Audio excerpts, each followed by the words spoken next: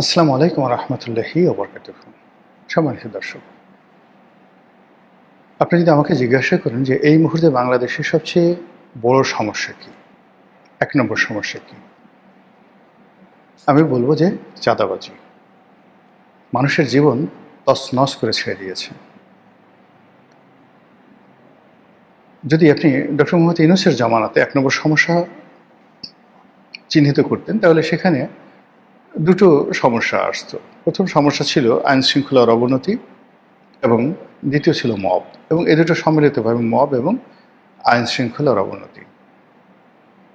তখনও চাঁদাবাজি হয়েছে, কিন্তু সেই চাঁদাবাজি মবের কারণে, আইন শৃঙ্খলার অবনতির কারণে প্রথম ১ নম্বর আসতে পারেনি। বিএনপি সরকার ক্ষমতা আসার পর আইন শৃঙ্খলা অটোমেটিক্যালি স্বয়ংক্রিয়ভাবে আগের চাইতে ভালো হয়েছে। মানুষের মধ্যে নিরাপত্তা বোধ চলে এসছে, পথে ঘাটে ছিনতাই, রাহাজানি এগুলো তুলনামূলকভাবে কমে গেছে। কিন্তু ১ নম্বর সমস্যা হিসেবে চাঁদাবাজি এখন প্রতিটি জনপদের মানুষের জীবনকে তছনছ করে ছেড়ে দিচ্ছে। সাম্প্রতিক সময় এটা যে কতটা নির্মম সেটা আপনারা জানেন, যে একজন মানবিক ডাক্তার, বাংলাদেশে খুবই প্রশংসিত, আলোচিত, এবং তার মুখ এবং অঙ্গভঙ্গি সব কিছুই পবিত্র। তিনি কিডনির ডাক্তার, কিডনি চিকিৎসক। তার হাসপাতালে এ যাবৎ ২,০০০ কিডনি রোগীর তিনি বিনামূল্যে অপারেশন করে দিয়েছেন। তো সেই মানবিক ডাক্তারের যে ক্লিনিক, সেই ক্লিনিকে চাঁদাবাজি করেছে বিএনপির নামে, যুবদলের নামে। বিষয়টি প্রধানমন্ত্রীর কানে গেছে, তিনি যুবদলের সভাপতিকে পাঠিয়েছেন। ইতিমধ্যে চাঁদাবাজ গ্রেপ্তার হয়েছে, তার সহযোগী সহ। কিন্তু এগুলো যতটা না আলোচিত হচ্ছে, তার চেয়ে বেশি আলোচিত হচ্ছে সেই যে মানবিক ডাক্তার, তিনি অশ্রু সিক্ত নয়নে, ঝরঝর করে তার চোখ দিয়ে পানি বেরোচ্ছে। তিনি কিছু একটা বলার চেষ্টা করছেন, কিন্তু আবেগে তিনি সেই কথাগুলো বলতে পারছেন না। তার সেই অশ্রুসিক্ত নয়নের ছবি সম্বলিত ফটোকার্ড সারা বাংলাদেশকে নাড়িয়ে দিয়েছে। এর ফলে চাঁদাবাজির যে ঘটনাটি আবার নতুন করে সামনে চলে এসছে। র্যাব অনেকদিন ধরে নিষ্ক্রিয়। শেখ হাসিনার পতনের পর থেকে আসলে র্যাব নিষ্ক্রিয় পুরোপুরিভাবে। আর এর আগে যখন জাতিসংঘে নিষেধাজ্ঞা দেওয়া হলো, তখন র্যাব অটোমেটিক্যালি তাদের কার্যক্রম তারা গুটিয়ে এনেছিল। এই বাহিনীটি বিএনপির জমানায় প্রতিষ্ঠিত হয়েছিল, এবং বিএনপির প্রথম দিকে এই বাহিনীটির যে কার্যকারিতা, তার ফলে বিএনপির শাসন ক্ষমতাটা টিকে গিয়েছিল এই র্যাব প্রতিষ্ঠা করার ফলে। আদারওয়াইজ যেভাবে চাঁদাবাজি, খুন, ধর্ষণ, রাহাজানি ওটা বেড়ে গিয়েছিল, তখন র্যাবের উপস্থিতি মানুষ আশীর্বাদ হিসাবে নিত। কিন্তু যা হয়, যে কোনো একটা বাহিনী, যে কোনো একটা মানুষ, যে কোনো একটা পরিবার প্রতিষ্ঠান যখন খুব ভালো করে এবং মানুষ প্রশংসা করে, তখন আর তারা স্বাভাবিক অবস্থায় থাকে না। র্যাবেরও ঠিক সেম অবস্থা হলো। সেনাবাহিনী থেকে, পুলিশ বাহিনী থেকে যে সমস্ত লোক র্যাবে পদায়ন লাভ করত, সঙ্গে সঙ্গে তাদের একটা বিরাট অংশ আজরাইলে পরিণত হতো। এবং শেখ হাসিনার জমানাতে নয়, একেবারে বিএনপি জমানাতে শেষের দিকে এই র্যাব রীতিমতো ফ্রাঙ্ক আইনস্টাইনের দানবে পরিণত হয়েছিল 2005 এবং 2006 সনে। এবং তারপর সেই দানব হতে হতে তারা মহাদানব হয়ে গেছিল। এবং নারায়ণগঞ্জের যে হত্যাকাণ্ড, কিংবা ইলিয়াস আলীর যে গুম, চৌধুরী আলমের গুম থেকে শুরু করে আরও বহু অপকর্মের সাথে তারা যেভাবে নিজেদেরকে জড়িয়ে পড়ে ফেলেছিল, সেটা রীতিমতো ডাকাতি বললেও ভুল হবে।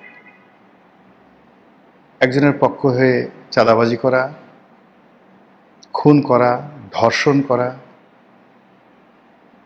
এরপরে নারী লিপ্সা থেকে শুরু করে, মানে র্যাবের কর্মকর্তাদের বিরুদ্ধে এমন কোনো পাপ কার্য নাই যে কাজের অভিযোগ তাদের ছিল না। এবং এটা বাড়তে বাড়তে বাড়তে বাড়তে এমন একটা পর্যায়ে চলে গেল যে নারায়ণগঞ্জে 7 মার্ডারের মাধ্যমে বলতে গেলে আল্লাহর গজব নাজিল হলো এই বাহিনীটির প্রতি। এরপর জাতিসংঘের নিষেধাজ্ঞা আসলো। এরপর থেকে এরা চুপচাপ, কিন্তু আবার নতুন করে তাদেরকে সক্রিয় করার চেষ্টা করা হচ্ছে। ইতিমধ্যে আমরা শুনেছিলাম যে র্যাব বিলুপ্ত করে দেওয়া হবে, কিন্তু সেটা হচ্ছে না। আপনারা জানেন যে সরকার চাঁদাবাজির ব্যাপারে সতর্ক অবস্থানে আছে, তারা জানে, এবং ইতিমধ্যে নাকি ৪,৫০০ সারা দেশে চাঁদাবাজ আছে, শীর্ষ চাঁদাবাজ, যাদেরকে চিহ্নিত করা হয়েছে এবং এদেরকে খুব দ্রুত গ্রেপ্তার করা হবে। তারা গোয়েন্দার নজরদারিতে আছে এবং তাদেরকে মানে একেবারে টার্গেট করে করে ধরা হবে, এরকম প্রচার পুলিশের পক্ষ থেকে করা হচ্ছে, র্যাবের পক্ষ থেকে করা হচ্ছে। যখন এই ধরনের আওয়াজ হয়, আপনি ধরে নিতে পারেন যে সেখানে কিছুই হয় না।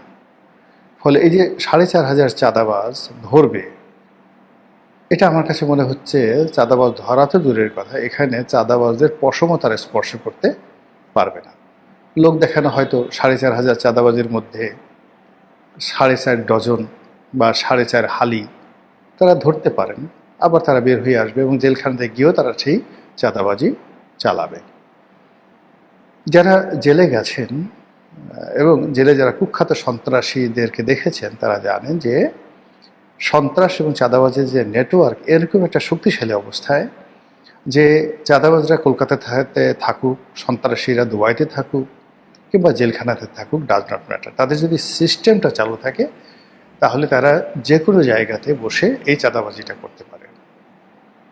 ফলে আমরা কি দেখেছি, একজন ডাকাত শহীদ, একজন টোকাই সাগর, একজন মুরগি মিলন, একজন কালা জাহাঙ্গীর দৃশ্যপটে না থেকেও সারা বাংলাদেশকে তছনছ করে ছেড়ে দিয়েছে।